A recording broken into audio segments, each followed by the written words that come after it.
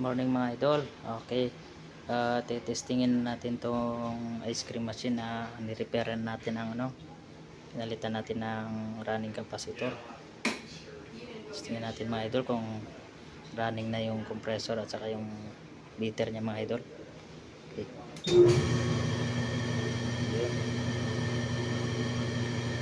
Running na siya mga idol. Ang kabila mga idol. Running na rin sila.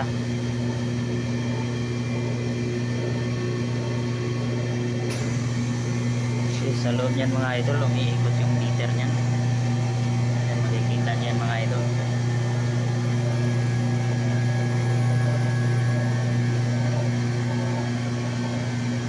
Okay mga idol, patayin na natin.